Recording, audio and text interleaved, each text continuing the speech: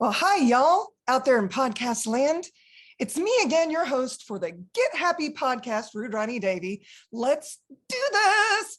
And I'm so excited. I have a repeat offender today. Lovely Georgia Watson. Thank you so much for agreeing to have this conversation with me. My pleasure. I'm happy to be here. Oh, so it's new 2022, January 2nd. And as you guys know, I've been doing this series about the four sources of creation. And that's what our conversation is going to be about. But before we get started, I would like for you guys to know a little bit more about Georgia. So please, Miss Georgia, could you tell our listeners a little bit about you, what you do, all the things? Yes. Well, I'm an Access Consciousness certified facilitator, and I've been using the tools of Access Consciousness for about 10 years now. And prior to that, I did many things. I think a lot of us have tried out many jobs, and in some ways we learn about life through the process of elimination. What didn't work here? What wasn't fun? Like I've worked at a frame shop and that was kind of fun, but not quite fun enough. But when I got to the tools of Access Consciousness, being able to contribute to people's lives changing and my life changing in the process, that was exciting enough to actually keep pursuing. And here I am. Who knew I would still be so engaged and excited, and even more excited than ever before about these tools, because they keep changing and keep contributing to the world being a greater place. And, you know, if you're not looking for the world to be a better place, then I just don't know about you. It's like, And that's your choice, folks. what else are we doing other than seeing like what little gift we can be here and there that might actually create a greater change than we would have guessed.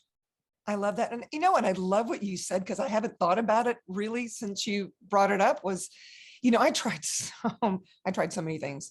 I was a bodybuilder, I was a marathon runner, a singer, which I still am, worked diamond broker, all these different things that in the beginning would excite me. And then I'd be like, is that all there is? But Access has been so consistent for me. It's like, because it's continually changing and growing, Yeah, it's like it's inconsistent enough to be interesting. keep my attention for sure. Yeah, it's kind of like how nature works. It's like if you have a horse, your horse is still going to be a different being to interact with every single day. And I think that's how consciousness is as well, in Access Consciousness. Like it's there, it's got commonalities, but it's always going to be evolving and changing and bringing something else to the table that's new every day. I love that. I love that. So, the four sources of creation. What do you know, Miss Georgia? Gosh, every time I say your name, I want to sing it. What do you know, Miss Georgia? Anyway, I digress. Well, when I'm stuck and I really am not sure what I can be in a situation, my go-to question is what question, what choice, what possibility, and what contribution can I be? And for me, that's been a tool that can bypass all of the things that I've referenced that have nothing to do with my life. All those limited ideas of how to be in a situation, what's polite, what my parents say, what society says, what I somehow have decided is the right thing to do, or the only thing that's possible. And it just like jumps right over that and then into an opening of possibilities that literally has no bounds. I love it.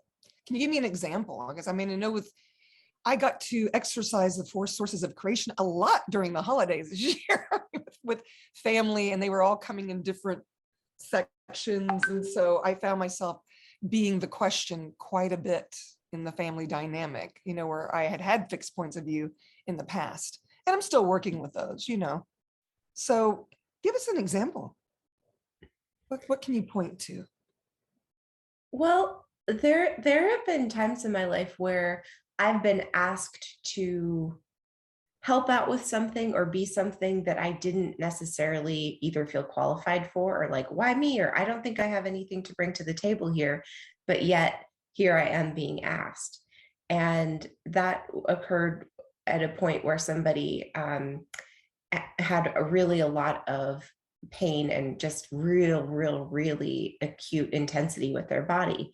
And I was asked to work on them and contribute. And I'm not a doctor, I'm not a chiropractor.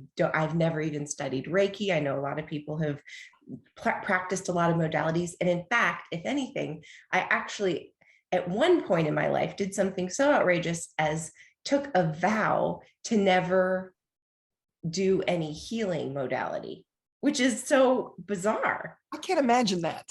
And it was alongside this meditation path that I was doing, and it was grouped in with other things like no alcohol and no meat and no, laying on of hands, no healing, no spiritual healing of any kind. You sure you're not I was talking like, about sure, my, no problem. What's that? are you sure you're not talking about my past, my history? Sounds like a very familiar story, that path. Yeah. Not that there's anything wrong with that path, y'all. We're not saying that No, there isn't. rightness or wrongness to it, just But it is funny. It's like, wow, if I look back, I did actually vow at some point not to do that. But that's how I never considered myself or my body to be a healer or to be a contributor of that kind. So when I was asked to help out with this, and the person had broken their collarbone. And so the thing, I can't remember quite if it was like there was a surgery that needed to take place, or I was basically assigned, go work on this person as much as you can. And so instead of getting in my head, instead of referencing what should be or could be, or what other people think's possible with healing or not healing, I just instead went to my go-to question when I don't have a reference for what I know yet. What question, what choice, what possibility, and what contribution can I be? And then just me being there in my presence, this person actually did have a miraculous healing where they healed their body, healed themselves, where they didn't, it's all healed. There was no surgery required. It was almost as if this major accident hadn't happened or occurred with their body. I love it. And the part about it is, you guys, when you ask, it's not about asking for the outcome, Mhm. but you were willing to be that question. Yeah. I With, was with just curious what question I could be, what contribution, what possibility, like what is there? And sometimes it's a person asking us to be something more than we think we could be. Sometimes it's almost like the universe is asking us by putting us in a situation that we think is beyond our control. And sometimes it's not even like, oh, it seems almost like a hard situation, like being put in a situation that seems beyond what you think you can handle in your own life. But what if that's actually the gift that the universe is giving each of us to push us beyond also what we think we can handle? I know, Rudrani, you've had major occurrences, and just one of those being in India, where you at that point needed to choose whether you were going to be greater than what was possible, or if you were going to shrink. you're amazing. You're talking. My body is so happy that you're acknowledging that. Because this is how I follow the energy too, you guys. When I'm asking a question, what works for me, or the choice that I go for generally is the one that expands me. And right now, my heart, it's like all the cells in my body are smiling right now, because my body loves to be acknowledged like that. And I remember once Dr. Dane, actually, he said it at the first certified facilitators training that I went to. And I was sitting in the splash zone. And by the way, y'all, for those of you that don't know, Dr. Dane is the co-founder of Access Consciousness. And there I am in the splash zone in the very front. And I just kind of, under my breath, he was talking about something. And I said, yeah, kind of like what happened in India when I knew that I had to make a split decision. And he said, yes, and there were the elementals and the quantum entanglements to help you, the universe, basically, to create what it is that you chose to be, And when he said it, I just, it was like in the middle of him talking about something else, and then he said it, and my whole body just swelled. And I thought, wow, yeah, you know what? It could have gone a completely different direction. It could have. And somehow my whole being chose to stay. So. Yeah. And we're glad you're here. I'm glad I'm here too. I'm gonna get emotional. Wow. Because my life is so much greater for choosing to stay here, you know? Wow. Yeah. Thanks for bringing that up. Now do I need the Kleenex? I don't know. Yeah. So when we have these things that come up in our lives that seem like an insurmountable situation, something more intense than we think we can deal with, it's like you have a huge choice point at that point. You can shrink, or you can look at, is there actually a gift in this? Not, is the situation right? Is it wrong? Am I right? Is it wrong? Just, if there were a gift here, what would it be? If there's a gift, what is the gift? And that's part of what those four sources of creation is, because you can take a situation and create from it, or you can decay. And that's one of the amazing things to actually look at when you're looking to create a future. Will this choice create my future? Will it decay my future? And sometimes even when you're creating crap, that's actually creating a greater future. I've found where I follow the energy and I'm going, now, why was it light for me to go this way? And of course you can choose in every 10 seconds, but what I do is I ask more questions. And I find that a lot of times the choice isn't necessarily what I had anticipated, but it led to something greater. I'm gonna give you an example. I remember one time I was been facilitating all day. I had my hair plaited, ball cap, and cut off jeans to the knees, but I was fashionable. Just want you to know, you guys, because when I do it, I go all the way. And I had a friend that was performing. We both know him, Kent Blasey, and performing down the road. And I thought, well, I promised him I was going to be there. I'm kind of wiped out. I could eat there, I guess. And so I walked in. He was already on his second song, because what I got was, if I go, will it create greater? If I go, what will my life be like in 5 years? Because I had to really get out of my head. I thought my body wanted to stay home and eat pizza or, something. And instead it was like, I got so light. So I went, well, I don't know what the outcome is going to be. It's not about the outcome. So I go there. He's in the second song. By the fourth song, he pulls me up on stage to sing with him. And I'd never performed with him before. I mean, he knew I was a singer, and he hands me a cowbell. And he's doing these Garth Brooks songs that he's co-written with Garth and other people. And from that performance, which was maybe 4 or 5 songs, a producer came up to me and asked me, he goes, are you a singer? Do you have a band? Do you do this? Da, da, da, da. And from there, I ended up having a developmental deal, 7 songs written by me and co-produced by me, whatever, an album. I have a whole album. Now, the friendship with the producer went down the tubes, but look what came from it. I thought this was going to be a lifelong friend. His wife had other ideas, so that didn't work out. But but something that's, I almost didn't go. And from that, I got my own band from writing again. I hadn't written a song in years, since, I don't want to really say, but a long time ago, since the 80s, when I was in an all-girl rock band. So it was fun to see that I could still create that I didn't have to put it on a shelf, Yeah. That, Yeah. And sometimes those choices, it's like, I think these days we're really kind of conditioned and programmed to look for what's an immediate, almost like a hit of positive reinforcement. And we look at that with social media and our choices and how we're so pain averse and we want to have comfort. But at the same time, it's like when you expand beyond that, and one way to do that is to ask questions, and is to use these 4 sources of creation, then you start to actually see the possibilities for living that aren't pre-programmed, that aren't being presented by things that are already within the constructs that bind us to what already is. Because I think a lot of us, I mean, if we're listening here for having this conversation and you all are, and engaging with us now with this, it's like beyond what's preconditioned is where things get exciting. Yeah, we have a tendency to go into this knee-jerk reality where, this, therefore this, therefore this. And here's the thing about, the universe is infinite. Infinite possibilities already exist. Just because you ask one question doesn't mean there's only going to be one choice. There's going to be infinite choices. Truly. Infinite choices. Yeah. The thing that I had to get to is I had to be willing to be the question.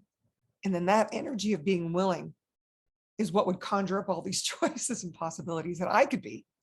That's so Well, true. and I had never looked at it that way before until Access. I kind of was doing it already, sort of in a way, because my life, like what you were saying, I've done so many different things that when you look back at it, a lot of people would be like, wow, she's just all over the place. She can't commit to anything. What's her problem? And the thing is I wouldn't give any of it up. Even the stuff that wasn't so much fun led me to where I be today. Yeah, that is incredible. And that's one of my favorite things about Access is that it requires you to give absolutely nothing up. It's all about what can you add. And it makes life so much more fun and more worth living when it's not about cutting out possibilities, but it's about adding everything back onto the table as this cornucopia of choice.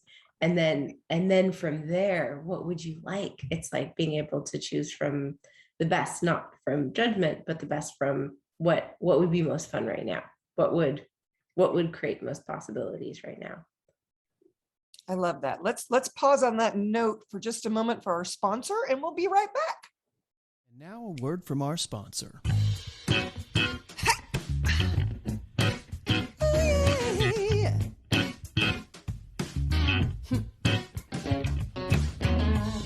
Feeling a little funky? Devi Essentials Pure Oil Blends can maximize your inner balance. These 100% pure oil blends are designed to vibrationally open up the channels within the physical and multi-dimensional bodies. Your body. So if you're trying to find your groove, let these pure essential oil blends work for you. For more information, go to rudranidevi.com. That's RUDRANIDEVI.com. And we're back. We're with the lovely Georgia Watson, certified facilitator of Access Consciousness. I guess you've been in Access for 10 years now, so she knows a few things and doesn't give herself a hard time anymore. She just knows that she knows.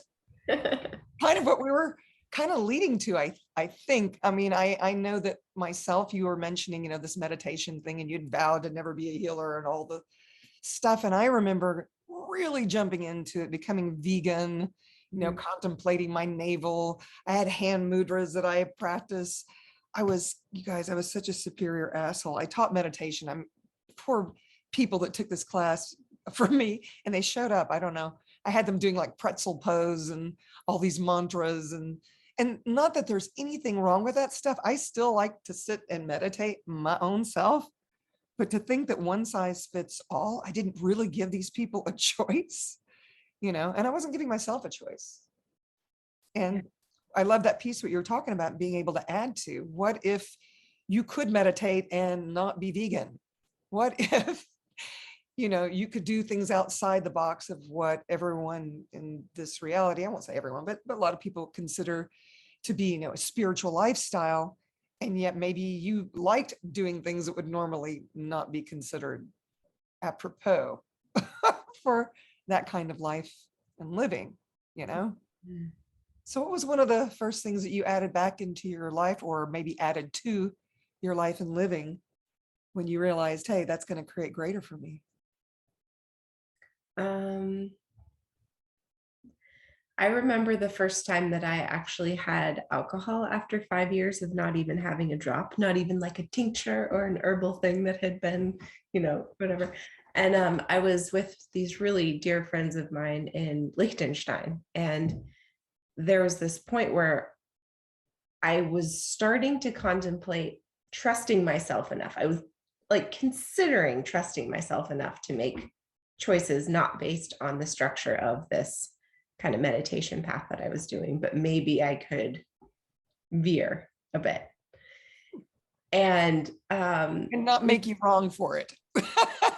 that wasn't even the thing yet. Oh, okay, I okay. think the wrongness was just included no matter what, but I think even considering looking at a different menu outside of what I had thought was going to be what I would be doing with my whole life, and Right. I'd been really intensely committed to for these 5 years, that was big. And they had made raclette for dinner. I was still vegetarian at that point, and it was this beautiful cheese that we grilled in front of us on the table, and it was just amazing. And they invited me to have Kirsch afterwards, which is a cherry liqueur. And to them, it was just so obvious and simple to have something that would help digestion of this heavy cheese that we had just had for dinner.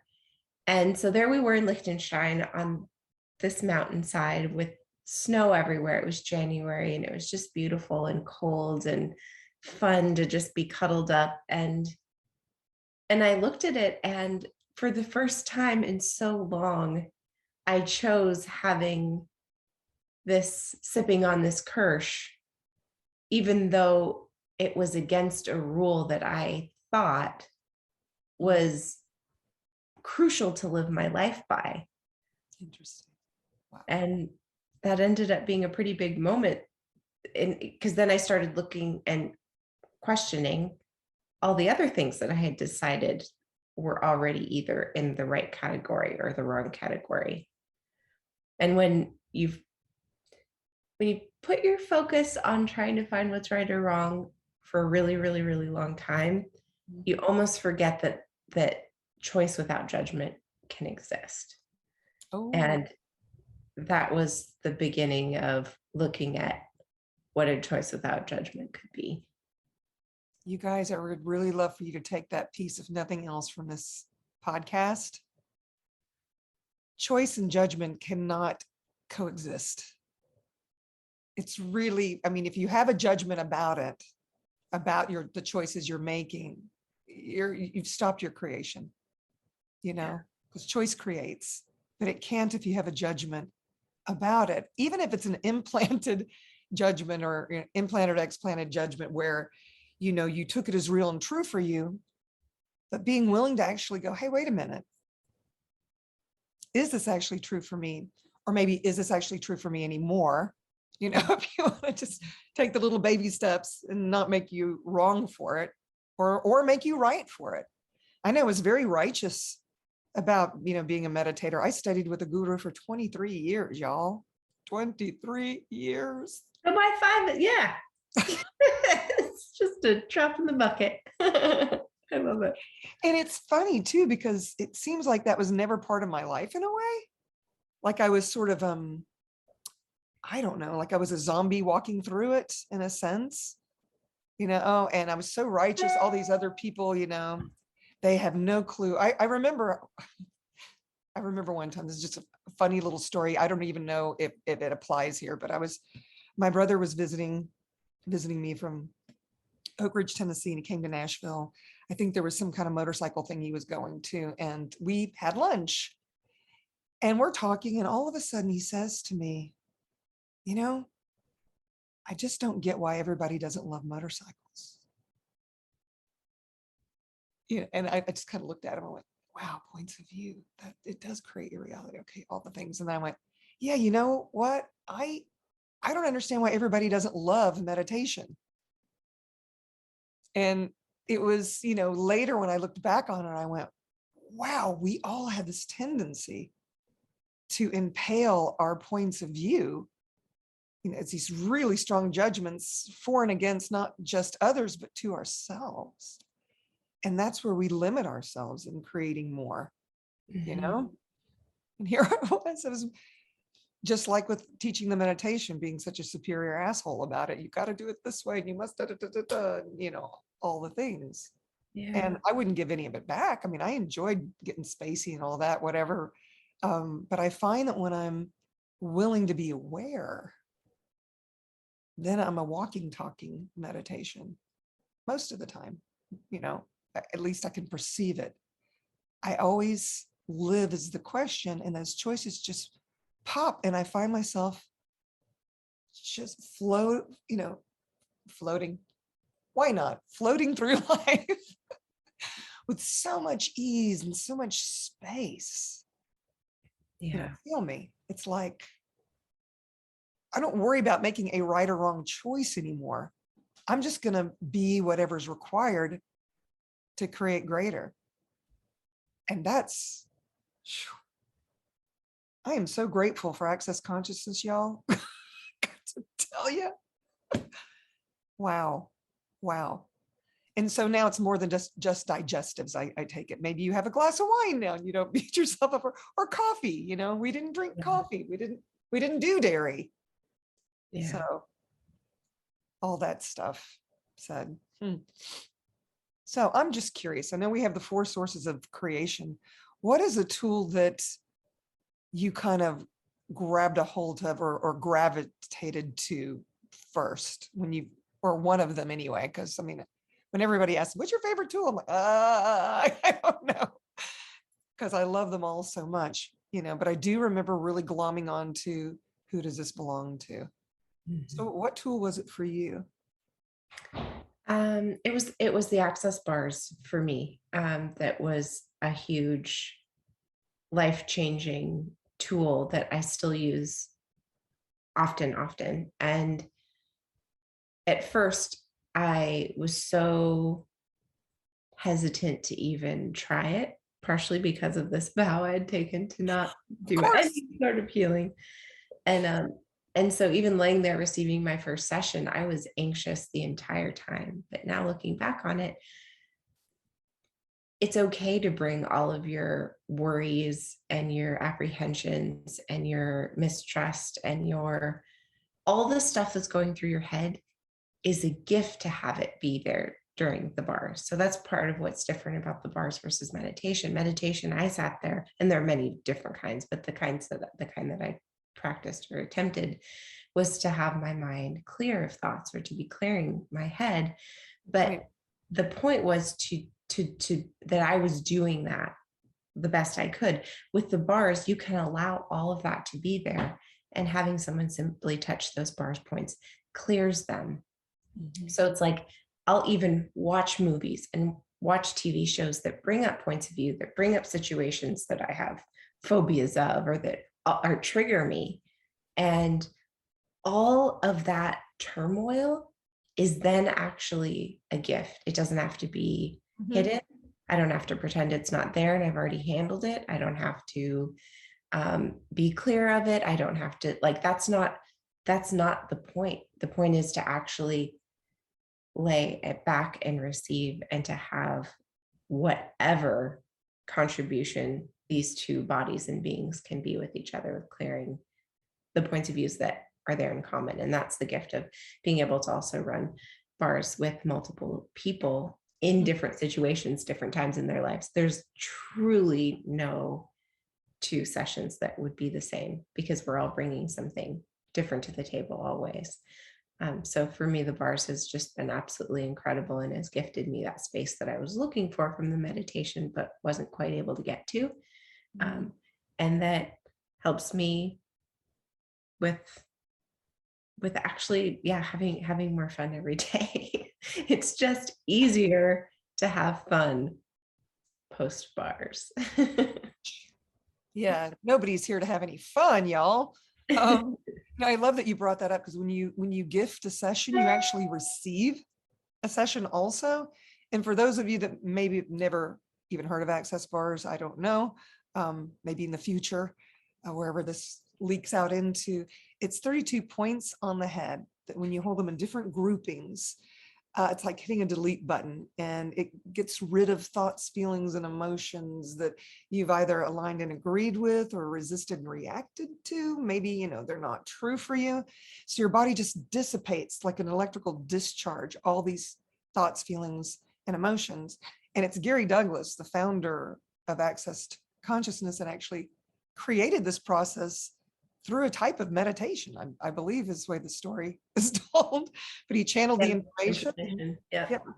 And boom, it was born. And that's actually the very first modality and class that is a prerequisites to other classes that you can take.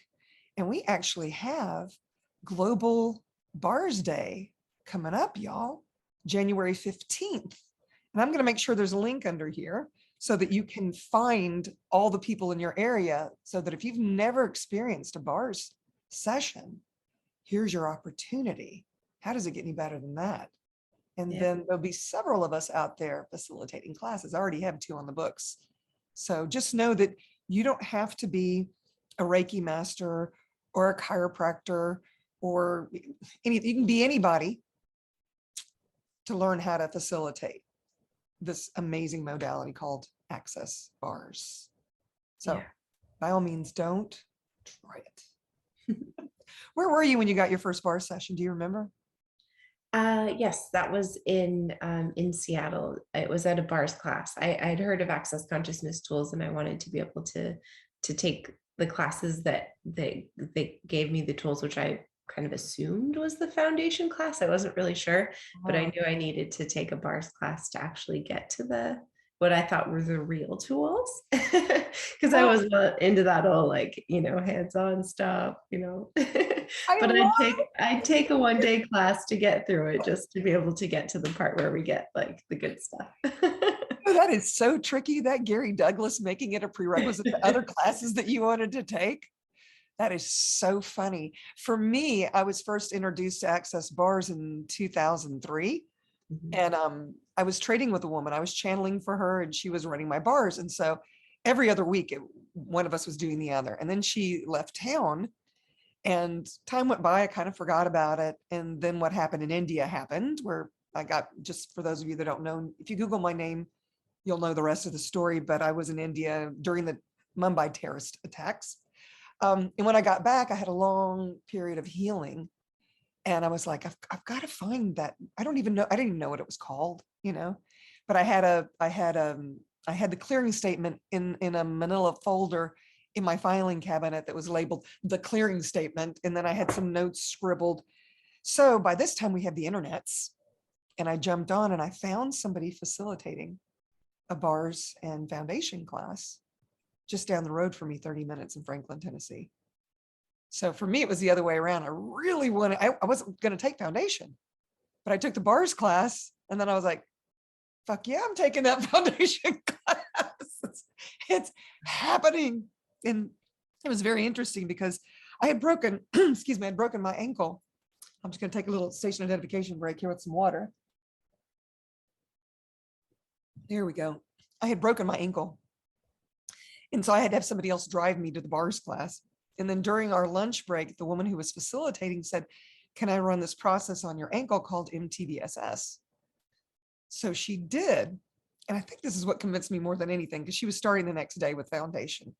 The next morning before, I chose it like maybe an hour before the class.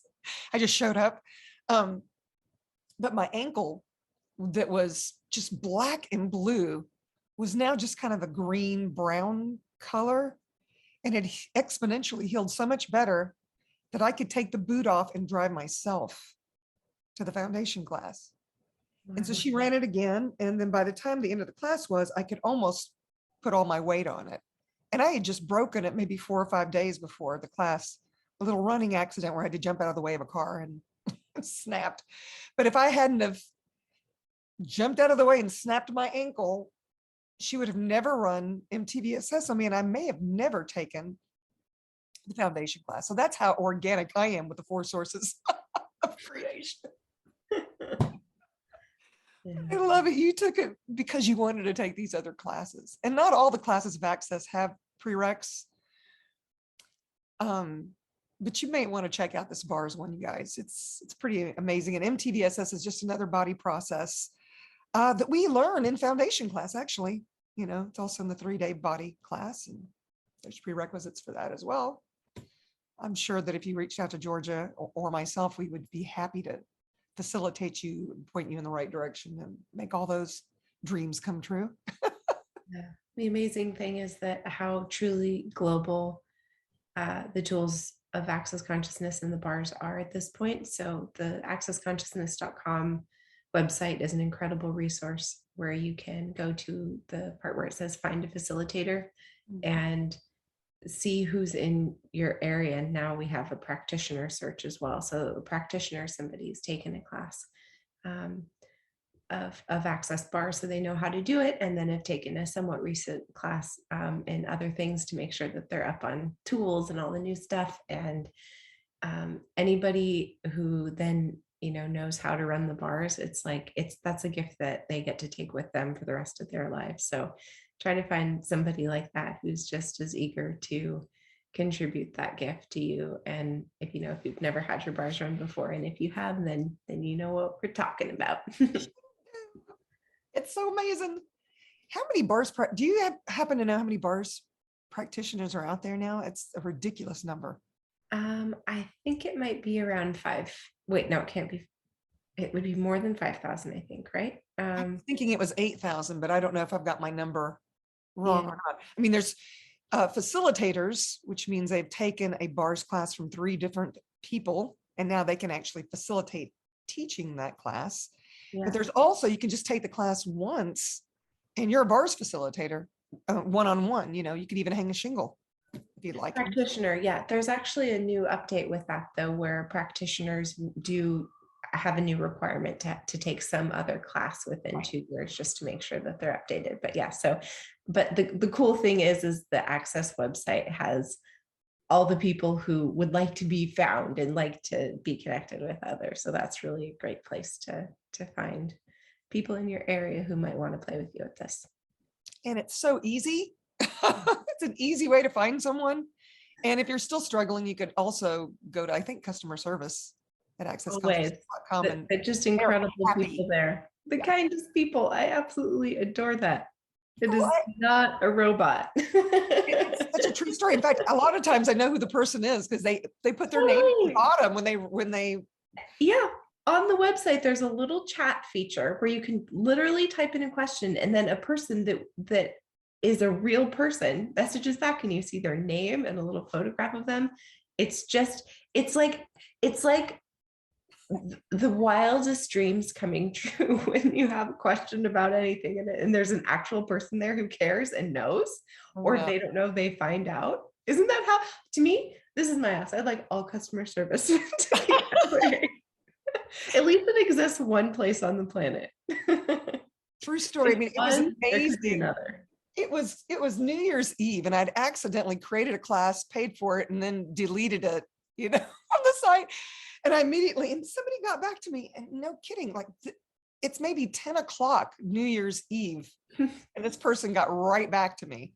And we're like, go ahead and create it privately, and then we'll fix it on our end and all that stuff. But to be that willing, because here we go again with what is this choice going to create? And those customer service people, I mean, they have a skill and a talent and ability I wish I had, and I'm so grateful for. Yeah. So, what contribution could you be if you chose it, right? Yeah. Kind of like you keeping that manila file with the clearing statement and a couple of notes in there. It's like their filing cabinets have a lot of information in it. And sometimes you just need that one piece of information, and then it's right there in the files. It's like I'm so lucky to have Leanne McLaughlin, who's one of the creators of the new website, and she helps run it along with Carolyn Sinclair, who's also part of this 4 sources of creation conversation. Whenever I have a question, I just text her a lot of times and she gets right. Or she'll get on there and just fix it for me, which is really cool. So how lucky did I get? I created my own customer service, real-time kind of situation, and on the website of Access. So, well, this has been so delightful. I have to ask you this question because it is the Get Happy podcast. Okay. Happiness is just a choice. So, Georgia, what do you do or be to get your happy on?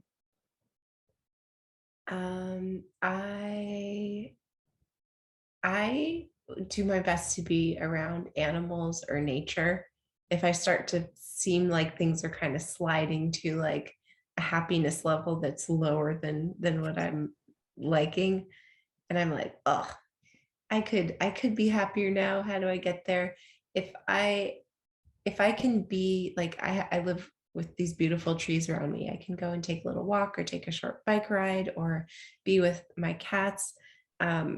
Bars is also another favorite tool. And to me, a similar effect that bars kind of creates is being with nature. So if I'm not able to get my bars run, or someone isn't around that can do that for me right in that moment of need, I definitely love connecting with the trees and the plants that are and the animals that are so willing to be a gift and have that gift that they are be so just completely undefined and indescribable. It's just wonderful.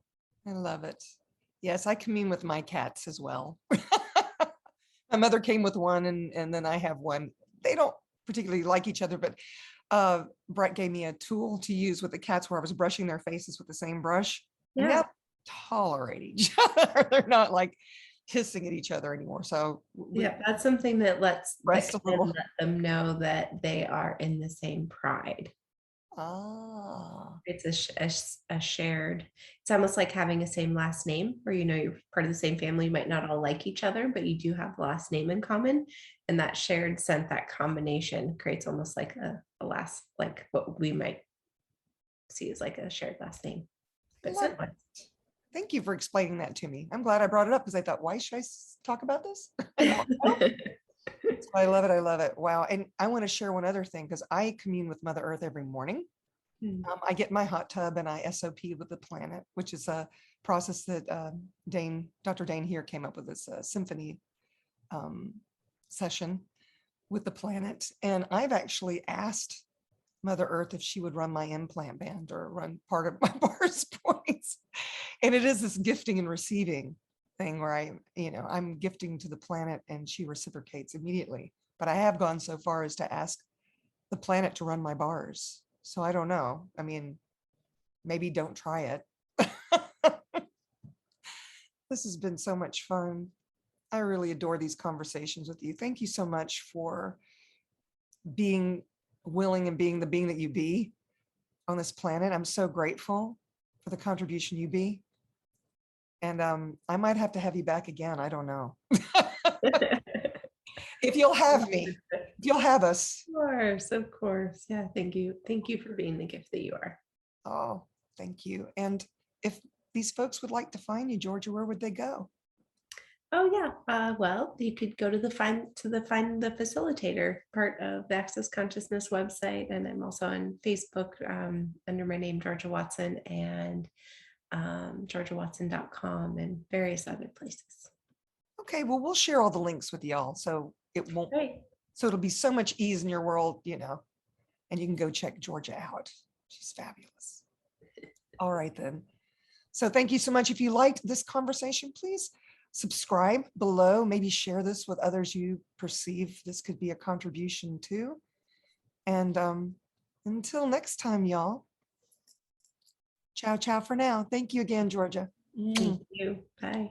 Learn more about Access Bars.